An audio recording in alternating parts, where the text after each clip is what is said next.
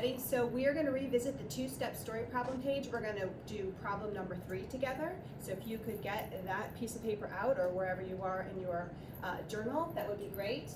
This problem says Eliza collects seashells. She keeps them in a special box with 9 compartments. Each compartment holds 7 shells. She's already filled 6 of the compartments. How many shells will the box still hold?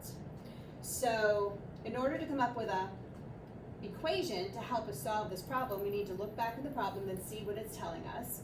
So we know that her little box has 9 compartments and each compartment holds 7 shells. She's already filled 6 of them. Let's just start with that part. What does that mean? The whole thing, her whole box has 9 compartments and each one of those can hold 7 shells. So if she filled the whole thing up, that's how many seashells she could have in her box. But then the problem goes on to say she's already filled 6 of the compartments. How many shells will the box still hold? So we know that the whole box is a 9 times 7, but she's filled 6 of the compartments, so she's filled 6 completely. And the question is, how many will the box still hold? So I'm thinking that I would find out what 9 times 7 is, and then subtract what she put in there, and that would get the number of shells she would still need in order to fill out the whole box. Let's look and see what our equation choices are down here. This equation says 9 plus 7 times 6 would equal the number of shells. And this doesn't make sense to me because we have 9 compartments.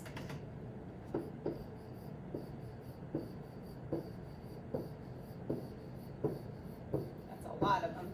And each one of those would hold 7 shells. So it doesn't make sense to just do 9 plus 7 and multiply that times 6, because that would be 16 times 6. That wouldn't make sense for this problem that we're trying to figure out. So I don't think this is the right equation to use. Let's see what this one is. So this equation is saying find out the total number of shells the box can hold, and then subtract the number she has in there to find out the total number of shells the box will still hold. So this matches our equation right here, so I'm thinking that this is the right one, but let's see what this one has right here. This equation says find out 6 times 7, which is the amount of shells she has in her box, and then add the number of shells she could still put in there and get the total of the number of shells, the 9 times 7. And I'm sure you could figure it out that way, but that's not what this question's really asking. The question's really asking this right here. 9 times 7 minus the 6 times 7. So let's figure out what this would be. I'm gonna get rid of all the scribble that I put right here. Let's find out 9 times 7. And if you know your multiplication, you've been practicing, we know that that's 63. So the total number of shells her box can hold is 63. But she's got 6 of the 7 filled up. So 6 times 7, I'm going to split my 6 into 3 and 3. I know 3 times 7 is 21.